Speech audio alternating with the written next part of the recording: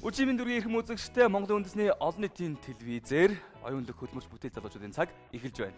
Нэгдүгээр шатны шалгаруулалт үргэлжилж байгаа үзэгч та бүхэнд дахин сануулъя. Нэгдүгээр шатны шалгаруулалтанд өөрийнхөө бүтээлээ танилцуулахаар зохион бүтээгч Бишрэлт ирсэн байна. Бишрэлтийг тайснуурья. Халуун алгадашилт. Сайн байна залуучуудаа. Бэлтгэл сайн хангагдсан. Энэ цагаа доош нь татах хэрэгтэй. Та нарын ирж байгаа сэнс маань дээшээ ирж. Бишрэлтээ бага яаж бүрдүүлсэн бэ? Бага бид нар нэг клубт явдаг. Нисэх загварын гигант клуб 3-4 жил хичээж байгаа тэр клуб Монгол Улсын механикийн сургуулийн хажууд байрладаг. Санаан дээр манай ахлагч өөрөө санаагаа болоо бит хоёрт хэлээд нэг өдөр ярилцаа тэгш хийцээ. Ажилт зүгий гэдэг нэг салхин сэнсний тусламжтайгаар нэг худгаас ус татаж авах тийм мал услах бас ногоо тарилангийн ус нөөцлөх юу агрегат тарьсан. Нэгийн самбарын ажил зогсож байгаа 3 минут дотор бүтээлээ танилцуулж олно амжилтсэ. Энэ сэнс хэрэгж байгаа энэ артал үлрийн дугуйнаас эргэлт авч хөдөлгөөн авч ингэж эргэж энэ болохоор нэгэнтэйгээ ингээд нам бэхлэгдэж амч хөдөлгөөнгөө олгож байрлаж байгаа. Энэ чүмэн болохоор ингэж хөдөлж энэ дугуй энэ голыг дээш доош хөдөлгөх үүрэгтэй. Манай ноцоос нь болохоор энэ дээрээсээ ингэж хөдөлдөг энэ дээд доод хэсэгтэй. Дээд доод хэсэг нь болохоор энд одоо доошоо дарагдсан байгаа байдал нэ. Тэгэхээр одоо энэ уус татаж аваад энэ дээр хоримтлуулад ус нь одоо энэ дээр хоримтлагдсан байна. Бөглөөс нь дээшээ онгож эндээ ус дүүрэгдэгэ. За баярлалаа нашид өгсөөрэй. Ажил зүгийн нэртэй салхин сэнсний техник үзүүлэлтийг та бүхэндээ тайлбарлаж өгье. Салхины хурд нь хамгийн багадаа 2.5 м/сек байхаас хамгийн ихдээ 30 м/сек гэж бид нар үтсэн байгаа. Яагаад бид нар үтсэн бэ гэвэл бид нар жилийн дундх градусыг харахад энэ тооцоог бид нар гаргаж ирсэн байдаг. Газрын өндөр намыг харж бид нар энийгээ байрлуулж өгч болно. Өндөр газарт гэвэл бид нар аригатайгаа 4 м болгож өгч багасгаж нам газар бид нэр салхиа барихын тулд дээш 8 м болгож өндөрсгөж өгөх боломжтой байгаа. Энэ аригрет нь газрын гүнээс 8 м-ийн гүнээс усаа татж авах боломжтой байгаа бөгөөд нийт 37 кг/сек-ээр бид зохиож өгч байгаа. Одоо салхин сэнсэн систем дотор нэг чухал механизм байдаг, нөгөө тооромцлох механизм гэж байдаг юм байна л да. Салхин сэнс чи хит хурдан иргэн штэ тий. Тэгэхээр нөгөө торомцлоод хурдаа тохируулж байгаа шүү дээ тий.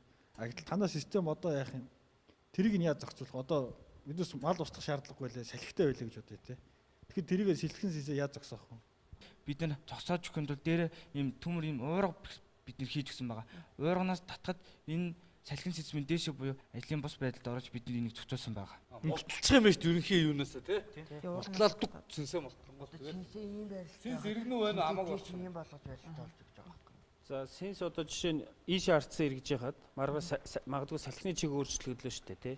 Энэ үед ерөнхий одоо тэр ноцоосны эмбрамыг хөдөлгөж байгаа гол дээр ямар өөрчлөлт орох вэ?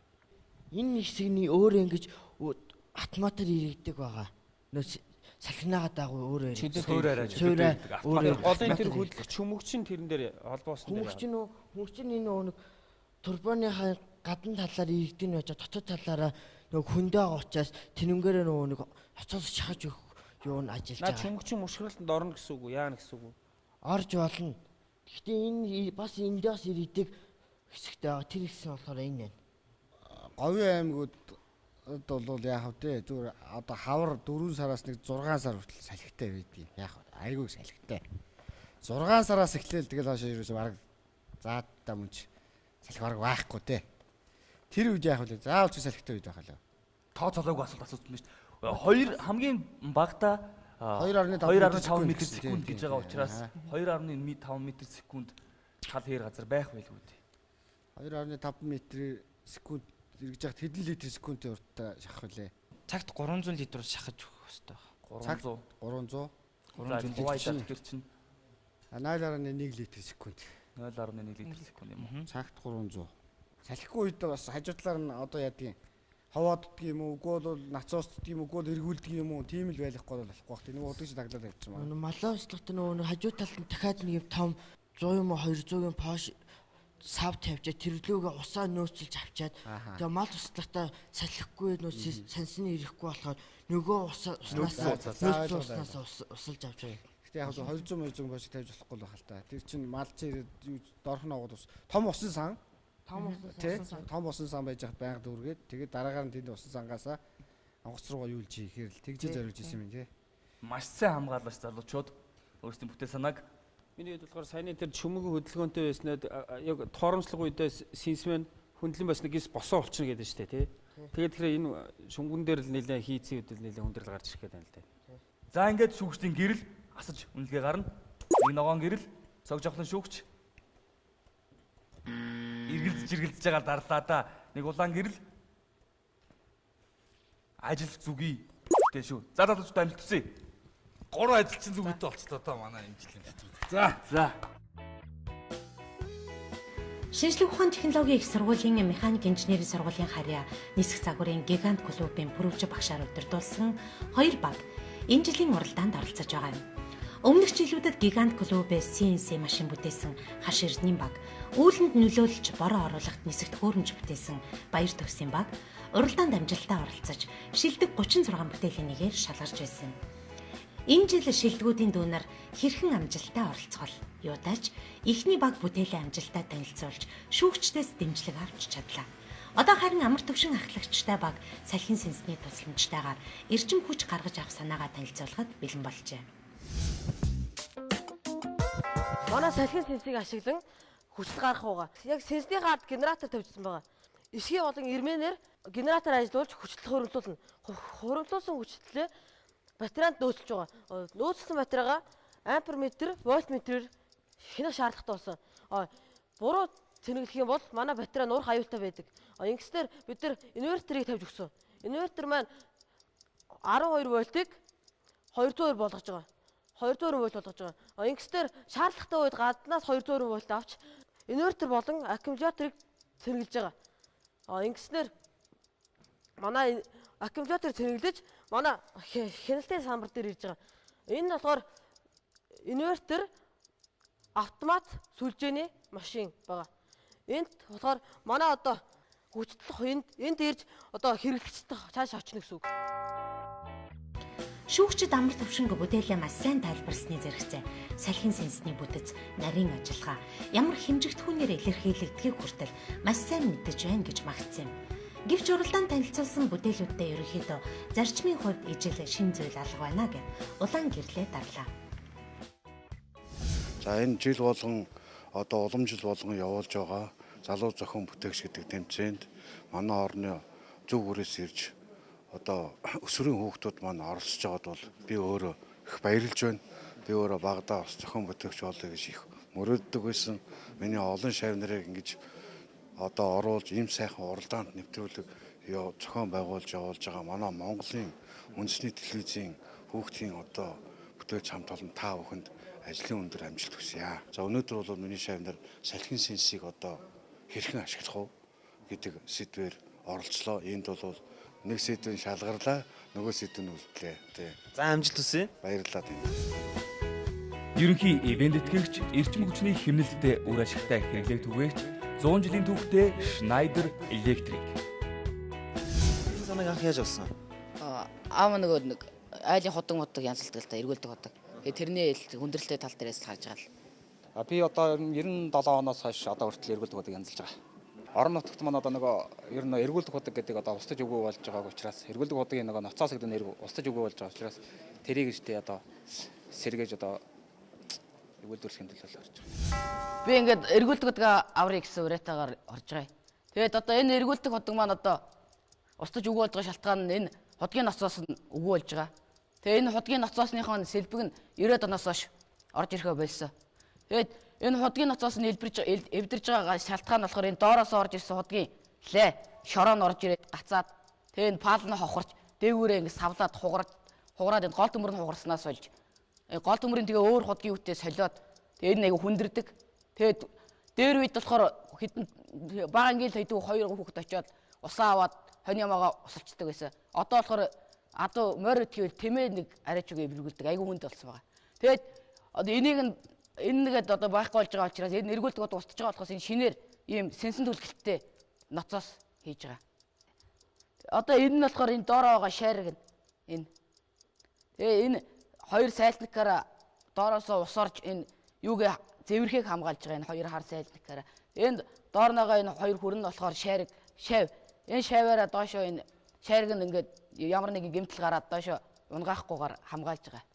Тэгээ одоо ямар нэгэн энэ сэнсэндээ гэмтэл мэтэл гараад энийгээ задлахаар одоо энэгээр ингээд задлаад шууд энэ дээр шиг задлаа. Сэнс маань одоо энэ даралтай усанд хугарах аюулыг нь болохоор ингэж бүхэлж гадна талаар нахад нэг явгаар бүхэлж байгаа юм. Тэгээ чи тоонолж ялбартай хийсэн байгаа л да. Доотлын 3 цэц ингэ байж штэ. Тэгэхэд одоо яг ингээд энэ доотлын сэнс чинь ингээд түлхэж хахад сүлгэгдсэн ийшээ ингээд түлхсэн усыг дээдлийнх нь энэ сэнс нь ингээд дагуулаад ингээд шууд ингээд аваа явчих хэвчээ. Ингэж хийлгэсэн. Ингэж иргэн гэсэн үг шүү дээ тийм ээ. Тий. Эргэлт бол ингэж. Тэгээд одоо наадад чинь эргэлтээсээ шалтгаалаад хурдны эргэлтээсээ. Жишээл эргүүлдэг бодох чи өөрөө болохоор минутанд 2200 эргэлттэй. А тэрийг ерөөсөө тэгэл эргэлтээсээ шалтгаалаад доошоогоо сэнсний тоог олшруулж болох юм байна. Ийм хот ер нь танууд тэхүүз эргүүлдэг бод 97 оноос хойш л ерөөсөө одоо бол яг эргүүлдэг бодыг. Одоо та хоёрын оролцож байгаа шалтгаан энийг хийгээд одоо бусад аймагуд дээр очиж янзлж өгөх гэж нь эсвэл одоо ийм арга байгаа шүү. Өөр юм худагтай орон нутгад бол энийг хэрэглээрээ ашиглаарай гэсэн. Яг над чиг бас ямар нэг юм сэтгэж чаддаг тийм улсууд л одоо энийг олж аваад хийгээсэй л гэсэн тийм зорилготой бас оролцоод байгаа байхгүй бас та. Одоо энэ худалдаанд байж байгаа цахилгаан ноцоосууд байж байгаа шүү дээ. Тэрний далбаны хийз эдрийг бас хараа. Дандаа болохоор нэг би задлж харж утсан. Юу бол нөгөө дээр үе одоо нэг тракторын зориултын юм помпын зориулттай юм лээ. Харин тий. Эсвэл помп. Яагаад тийм хийзтэй болсон шалтгааныг ер нь бол ойлгож байгаа юм. Тэр помп чинь одоо яг хүчин чадал нь бол миний ойлгож байгаа тэр яг босоо хэвтэй гэд тэр нь болохоор ийм босоо байдлаар ингээд татаж байгаа. Ийм босоо одоо ийм байдлаар. А миний энэ бол зүгээр ийм баг налуу байдлаар ингээд цохиж өгж байгаагаар л ялгаатай. Тэргээрээ биш юм байгаа. Ер нь бол наад чинь шүү дээ төвөөс цухдаг хүч. Тэрийг ашиглаад байгаа шүү дээ. Ганц далбангийн хүчээр биш юм байна. Таны наад чинь далбангийн хүчээр зүгээр хөөсөн цохилтоор л гаргаж ирэх дээсэн алгадаж гарах гэдэг гэсэн үг шүү дээ. Эргэлтээр бол ер нь бол тийм ээ. Налуугийн алгалтаар далбангаар цохиж дээш нь. Өөрөө бодох нь бол эргэлт будгийг бас яг тийм цохилтоор л гаргадаг л гэж үздэг. Яг ноцоос юм бол. Тийм биш байгаа. Ер нь бол далбан дээр нэмээд өөрийнх нь тэр төвөөс цухдаг хүчийг энэ хоёрыг хавсарсан үйлчлэгээр наад чинь дээш нь их хэмжээний даралтыг гаргаж авч байгаа юм байхгүй юу? Тэгэхээр энэ боломжтой гэсэн үг үү? Эсвэл боломжгүй гэсэн үг үү? Яг энэ далбангаар хийх гэж байгаа хийц бол боломжгүй. Хэдэн метрийн гүнээс гарах гэж байгаа юм? 18-аас янз л да. Энийг одоо бас гар удагт хэдэн нэг 2 метрийн гар удагт ч ашиглаж болох юм байна л да. 2 метрийн гар хэдэн литр секунд гаргана гэж бодож байна. Тэгээд зохио ихэ хийцнээс шалтгаалаад. Тийм үү, хийцээс шалтгаалаад. Одоо юу шүү дээ? Та нарын хийх гэж байгаа хийцээ чи яг ингэж хийвэл хэд орчин төгрөгийн дотор багт. Ер нь мөнгө. Тий. Зүгээр нэг 50,000 дотор л ахтаал хийдэж шүү дээ. Хэдтэй? 50,000 заасан тогтаал. Ийм их хөдөлмөр зарч 50,000 төгрөг. Ерөн зүгээр яг дүүж үнэлжэл байгаас эсвэл одоодоо анхны хийцийг бол зүгээр шууд гарыг хашаан доторх төмрийн хог элдэн өнгийн шааргаар л хийчих шүү дээ. Эхний ээлжинд бол ерөөсөө л. Тэгсэн дээр бол зүгээр одоо гадуур зарагдж байгаа 220 зүгээр 12 вольтоор ажиллаж байгаа нарныхаа юу чинь нэг 60 орчим метрээс 1 литр секунд хурдтай гаргаж байгаа шүү дээ. 0.5 литр секунд орчим тий. Моторын нүдэн чадал өндөрнөөсөөс биш доотх юунуудаар шахалтын төмөрнүүд яг ижилтгэл хийдэм бил. Хийц чинь мэдхгүй нэг оноочгүй. Харамсалтай байна. Гэтэ энийг би бол орон нутгата энэ хавар угаасаа турш үзнэ. Энэ бол би гарах магадгүй ер нь 90% байгаа гэж үзэж байгаа. Ямар ч гэсэн дачлаг дээр сурах юм их байгаа юм байна. Автога 100 худгаа игээрээ хойдон жил хүлээж байгаа шүү. Амжилт хүсье. Амжилт хүсье.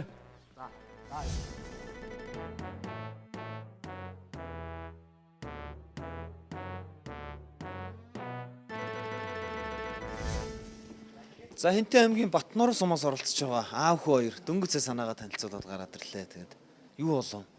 Одоо бас эднээс бол одоо миний ойлгож байгаагаар бол онол танал сал яриад байна л гэж би ойлгож байна. Би бол өөрөө бол яг 97 оноос хойш эргүүлдэг гэдэг амжилттай үед одоо энэ зүйлээ бол очоод туршина. Тэгээд одоо энийг баталгаажуулаад тэгээд энэ шүүгчд би ер нь өөртөнд нэг тийм баталгаажуулсан тийм бичлэг авторч үзүүлэх гэсэн тийм ойлголттой байна. Ер нь баг дараа жил орсон дээр юм шиг байна. Орно. Манай нэвтрүүлгийн зүгээс дэлхийг өөрчилсөн 100 шин санаа шилдэг бүтээл хэмээх номыг дурсгалуулгын.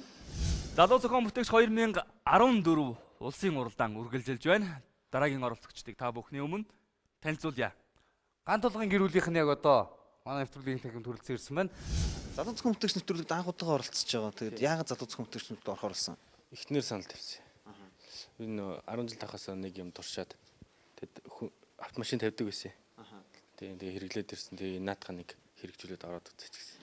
Тэр санаа ер нь яг ямар хүмүүсийн хүрээнд байсан? Одоо бол мэдээ цэнгэрлэгцэр Монгол орон дээр өөрийг чи харах гэж байна. Тийм тэр мэддэг хүмүүс бий л дээ. Жишээл манай 3 найз гуруулаа машиндаа тавиад явж байгаа. Энэ л тэр электролизер зүгээр ус задлаад ус төрөх хүчил төрөх зэрэг үүсгэж байгаа. Тэгээд энийг машиныг коллектор руу оруулаад тэгээд шатах камерт нөө шаталтыг арай хэсгэж байгаа. Энэ л тэр 1941 онд нөө Ленинград хот бүслэгчээд бензин шатхуунаас таслагчаад хахад ус төрөгчөөр техникүүд ажиллуулж ирсэн тийм туршлага байд юм лээ. Тэгээд аюулгүй байдал эдгээр их сайхан шийдсэн тэр үедээ. Тэгээд машин өөр нь бензин шаталтыг 100% гээд түвшин шаталтын энийг 100% гэж үзэх юм бол 15% яг машиныг хүрэх ёстой газар нь хүргэхэд зарцуулагддаг. Тэгээд энэ агаарын эсэргүүцэлд 2.6%. Тэгээд яг хөдөлгүүр дээр болохоор дулаан ингээд бүх зүйл 64% нь ямар ч ашиггүй өргөддөг. Тэгээд замын бөглөрөл төр зогсолтоос 17%. Тэгээд цахилгаан хэрэглээнүүд нь 2.2. Тэгээд өрөлт тэрнээс гадна хоропор дамжаад дугуй хүртлээ 5.6% ингээд алдагцаар байгаа. Нийтдээ бол 15 орчим хувь нь яг машиныг хийх ёстой ажилд нь зарцуулагддаг. Тэрнээс гадна машины моторыг хийхдээ болохоор далайн түвшнийхаар үздэг стандарт температурт гэдэг. Тэгээд яг өндөө болохоор монголчин хамгийн нам цэг нь 500 м-ээс дээш байдаг. Тэгэхээр нөө агаарын парцел даралт буураад коллектор дамжаад шатах камерт орох хүчил төрөгчтэй агаарын хэмжээ ер нь багасдаг гэсэн үг. Тэрнээс л дутуу шаталт үүсдэг машин дотор. Тэгээд дутуу шатсан болохоор тэр шатах камер дотор шатах хөндийн тортог гэж үүсдэг. Энэ болохоор машин ажиллах хугацаанд кольц, гильзиг, гэмтэн. Тэгээд дутуу шатсан тэр нүүрсний тастууд маслыг хардуулдаг. Моторыг хилэгдлээд насжилтыг удаашруулдаг. Ерөнхий загвар нь бол юм бидний хийсэн болохоор материал олдохгүй шавер ингэж хийсэн. Тэгээд электролиз явуулахад дунд энэ туслах электродууд 2-2-оор байрлаад яг үндсэн том 2 электрод нь хоорондоо электролиз явуулдаг. Тэгээд машин болохоор ингэж байрладаг. Энэ болохоор банк нь давхар нөгөө нэг тунгаагуур зөвхөн хий гарч ах тийм нөхцөлийг үүдүүлсэн тийм банкар нь шийдсэн. Тэгээ усны ишээ ороод энд задраад коллектор руу орж явахаар ингээд шийдсэн. Тэгээ машин болохоор багтахуйц юм жижиг хэмжээтэй байгаа. Хажуу талаас нь харахад нэг юм энэ болохоор ус ордог нь энэ болохоор хий гардаг нэгэд. Тэгээ энэ бензин ус төрөгч хоёрын шаталт энерги өгөх байдал ингээ харагдаж байгаа. Яг үндсэн гол мэдээлэл нь болохоор ус төрөгч бензинийг бодвол яг массаар нь үзэх юм бол 2.7 их тийм эрчим хүч гаргадаг шаталтаараа. Энийг болохоор хэрэгжүүлэх явж байгаа улс орнууд байдаг юм байна нийтээс харахад. За баярлалаа. За дууссан байна. Өөрөө ямар үргэлжлэх юм бэ? Гой мэдээлэлүүд өгч яалах, зөв мэдээлэлүүд. Манайх болохоор манай улсууч нөгөө ялангуяа засварч тэр далайн түвшнээс дээшээ өндөрлөгт Монгол улс маань байдаг гэд тэрийг мэддэг байхгүй жишээ. Тийм учраас бензин зарцуулалт нэмэгддэг тий. Тэр тодорхой хуваар энэ машин маань 8 мэдэх ёстой гэж яриад байдаг боловч тэр хүчин зүйлүүд бас бусад түрүүний заасан хүчин зүйлүүд нөлөөлөд 10-11 иддэг байхгүй. Тийм тэр эдрийг их гоё тайлбарлаж байна. Тэр бол надад их таалагдж байна. Тийм учраас бас энэ юмыг хийвэл бас их зоригтой юм хүн байх юм болоо. Яг өөрөө ч мэрэгжлийн үлээ. Мэргэжил би эмшүү ангаах усны сургууль сурдаг. Сайн найзуудын машины турсан чи 10% нэмэгдсэн гэж юу? Бензин эдэл нь одоо манай найз нэг Avant X-тэй ундгийн. Тэрэн дээр хамгийн сүүлчийн тавьсан ганцхан хийсэн тэрийгэ тавьж үзэхэд яг өдөртөө явж байхад нэг 110 жисэн бол 9 хавцаа идэж чинь тэгээд дээшээ өгсөж ордог байхгүй гэр нь. Тэгэхэд бол машины хүч огцон нэмэгдсэн байна. Ерөөсөө нам хаазар өгсөд орчиж чинь гэж ярьж байсан. Тэгээд тэрийг болохоор өмнө нь би нөө манизны самавар ингээд ундааны самавар ингээд өөрөө хийгээд тавь явдаг байсан машинда. Тэгэж гисэн над мэддэгдэг байсан. Шатлалт нэмэгдэж байгаа нь. Яндагийн тортог хүртэл байхгүй болоод. За тэгэхээр хэрвээ энэ дуудаа тэнцвэл 2 дугаар шатанд орж ирэхдээ бол чи машина наад нэмэлт төхөөрөмжгүйгээр нэг нэлээд хэдэн километр явуулаа тийм ээ. Дараад нь 50-д яг явуулаад яг адилхан зам дээр шүү дээ. Тэгэл харьцуул тэгэл түвшний нэмэлт хэдэн хувь хэмнэгжин гэдэг тог баталгаажуулах хэрэгтэй байгаа байхгүй юу? Тий. Амархан мэт. Амархан. Уусаа товшсон юм. Би бол хийлгээд үзмээр л. Энийг болохоор нэг юм байна л да. Одоо жишээ нь магадгүй одоо найзын чинь машин дээр ирэхэд одоо энэ электролиз явуулах чинь өөрхөн ерөнхийдөө юу байгаа шүү дээ. Жишээ нь яг тэрлүү одоо бол чи шууд шатаг холбогийн хоолойд руу ерөөсөө ус төрөгч хүчил төрж хоёул гарч исэн хойлонгийн оруулчихж байгаа тий. Тий хоёул орж. Хойлонгийн оруулчихж байгаа. Жишээ нь яг электролизээс гарч байгаа 1 минутанд одоо электролизийн юг хавтан эдрэг бүгдийг өөрсдөө чи хийж байгаа шүү дээ. Хэдийн шалбатаа хийх үгээр шайбаар харин тоог нь цөөрөж ихснээс хамааралаад 1 минут 1 секундэд гарч ирэх тэр гараад байна. Тэгэхээр магадгүй тэр машинд хамгийн оновчтой гэдэг нь юмнууд бас тооцоолоод гарч ирнэ л дээ. Тий, нөгөө машины хөдөлгүүрийн багтаамжаас хамаарат. Тий. Тэгэхээр яг энийг гаргаж ирсэн тийм судалгааны ажил энтрийг бас харьцуулж хараарай. Энэ дээр бол яг электролизээс гарч иж байгаа юмнууд угаасаа автомашины шаталтыг ч гэсэн онлын үдэнд угаасаа л 15-1 гэсэн энэ харьцааг ер нь бол барьдаг шүү дээ. Түлш агаарын холимгийн түлш агаарын холимыг дотроо ингээ бариад ирэхэд чиний саяны агаарын даралтын зөрөө магадгүй өнөөдөр Монголын агаарын бохирдол ч гэсэн тийм ээ тодорхой нэг хувийн нөлөө өдр байгаа. Тэгэхээр энэ болгоныг бас одоогийн туршилтантай бас харьцуулж үзэх шаардлагатай байх гэж үзэж байна. Хоёрдугаар шатны чамаас нэлээд их тоо судалгаа шаардсан дээ. За одоо шүүгчтэй нүгэлтийг гэрлээр харъя. 1 ногоон гэрэл, 2 ногоон, 3 ногоон гэрэл. За. Баяр үргээ. Сайн гэрээ.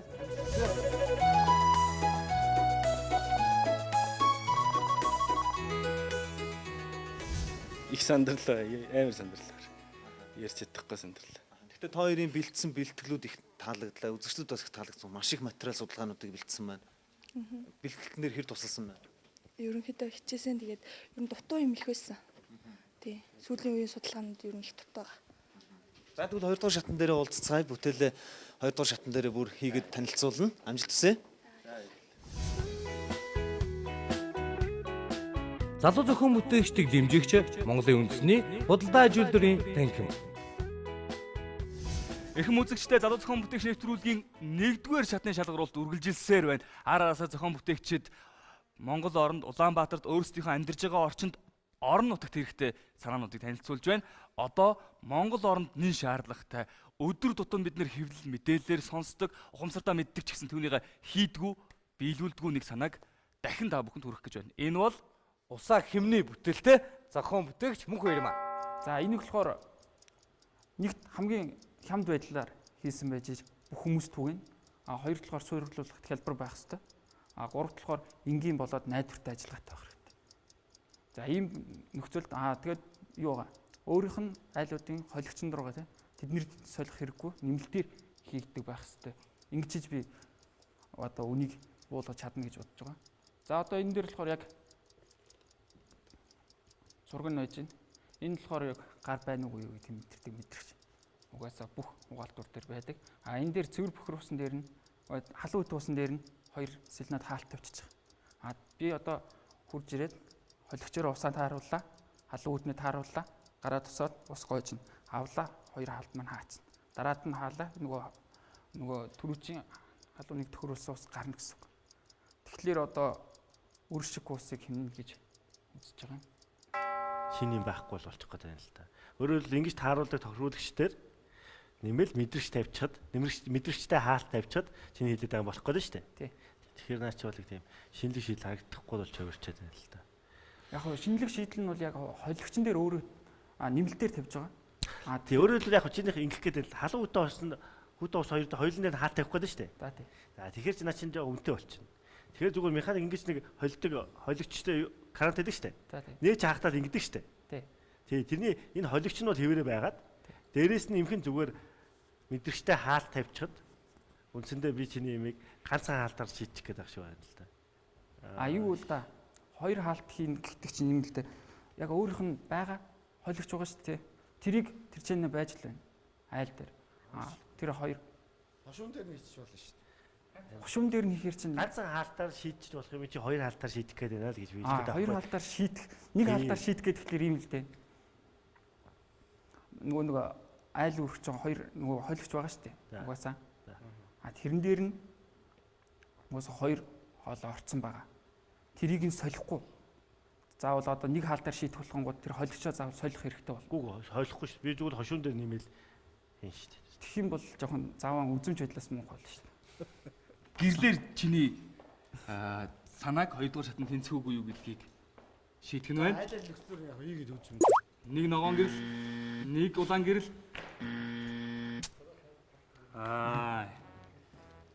За амжилт хүсье. За.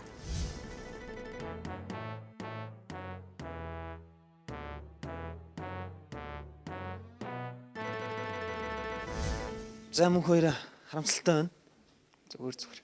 Гэхдээ чиний санаа бол бас надад болоод үзэгчдэд их таалагдсан баг. Хайгуу чүгт таалагдсангүй. Яагаад гэж бодож байна? Шинэлэг зүйл байсангүй л гэж хэлээ л да. Энэ санаагаа битээ орхиро мөн хоёроо. Юу ч гэсэн гэртээ хийнэ. Хийнэ. Би чамд дэлхийг өөрчилсөн 100 шин санаа шилдэг бүтээл гэдэг номыг танилцуулж байна. Энэ номон дээр үнэхээр дэлхийг өөрчилсөн маш олон гоё санаанууд байгаа. Тэгээд чамд бас хэрэг болох байх гэж бодож байна. За баярлалаа. Дараа жил орох уу? Орохгүй. Яагаад? Нэг л багт болоо. Залуу зохион бүтээгч уралдаан эхэлснээс хойш 4 жилийн хугацаанд олон шинэ бизнесүүд Монголын зах зээлд нэвтэрсэн. Гэхдээ маш олон шалгуур бэрхшээлийг давж өөрийн орон зайгаа бий болгосон байдаг. Цаасан дээр буусан санаадуудын зураг амьдрал хэрэглээнд нэвтрүүлнэ гэдэг зөвхөн энэ уралдаанаар хязгаарлагдахгүйгээр зохион бүтээгчээс санаачлагчаас олон талын мэдлэг мэдээлэл шаардсан хэцүүхэн даваа. Тийм ч учраас энэ жилийн уралдаанаас эхлээд дэлхийд даяар 115 орныг хамарсан 200-аад мянган идэвхтэй залуу иргэдийн нэгдэл GCI Монгол салбарын отхон байгууллага GCI Progress-ийн залуу зохион бүтээгчдийг дэмжин ажиллаж байгаа юм. Бүтээлч санааг амьдралд хэрэгжүүлэх, бүтээлч санаагаа одоо нийтэд одоо түгээх, тэр бүтээлч санаагаа одоо ажил хэрэг болгоход бол одоо анхдагч болсон нэвтрүүлэг гэдэг учраас одоо GCI Progress салбар байгууллага маань бол энэхүү нэвтрүүлгийг дэмжиж хамтарч ажиллаж байгаа. Энэхүү нэвтрүүлгээс гарсан одоо үр дүнтэй санаачлага, үр дүнтэй төслийг бид нар амьдралд хэрэгжүүлэхэд GCI Progress салбар байгууллагын залуучууд одоо гар бие оролцож ажиллана гэдэг бол одоо зорилтыг өмнө тавин бол ажиллаж байгаа юм аа. Бүтээлээ хангалттай хийсэн ч хөрөнгө мөнгөгүй бизнесээ хөгжүүлэх мэдлэг дутмаг байгаагаас залуу зохион бүтээгчдийн бүтээлүүд өнөөдөр зах зээлд нэвтрэх боломжоор хомс. Тийм ч учраас бизнесээ амжилттай удирдах яваа залуусын нэгдэл GCI Progress-ын залуусд маань уран зориг өгөх нь дамжиггүй. Хүүхдүүд зохион бүтээх сэтгхүү хөгжүүлэх гэдэг нэг чухал үйлдэл тийм ээ. Инженерийн сэтгхүүтэй улс орон хөгждөг. Гэхдээ тэд Монголд тэгвэл дэлхийд өрсөлдөж чадхуйц бүтээгдэхүүнийг үйлдвэрлэх ёстой. Энийг яаж зөв сонгох юм? Альва шинэ бүтээгдэхүүний гаргана гэдэг нь өөрөө хэрэглэгчийн зам төлөв, хэрэглэгчийн хүлээлт тийм ээ. Эрэлт нийлүүлэлт, дээрээс нь зөв маркетинг, зөв дизайн гэдэг маш олон хүчин зүйлээс хамаардаг. Энэ хүүхдүүдэд бид нар энэ чиглэлийн мэргэжлийн сургалтыг нь зааж явуулснаар эднийг юуг яаж сонгож хийвэл илүү амжилттай байх юм бэ гэдэгт дээр нь тусалцаа үзүүлснээр эдгээр бүтээгдэхүүн зах зээлд нэвтрэх, эдгээр хүүхдүүд өөрсдийнхөө хийж байгаа зүйл илүү ихтгэлтэй болох тийм ээ. Тэр бүх суур бололцоо нэгдэнэ гэж харж байгаа. Тэгэхээр нэвтрүүлгийн төгсгөл одоо бид нар заад зөвлснөөр эндээс шалгарч байгаа бүтээгдэхүүн цаашаа зах зээлд одоо нэвтрэх, амжилт болох үйлдвэрлэлийн хэмжээнд хийгдэх тэр боломжууд суурьуд нь тавигдаж эхэллээ гэж харж байгаа. Бүтээлч Монгол залуусаа дэмжих нэгдмэл хүч улам бүр хүрээгээд дэлсээр байгаа. Хүчрхэг Монголыг цогцлоох энэ хүч маргаашийн хөгжлийн түүчээ болно гэдэгт бид итгэлтэй байна.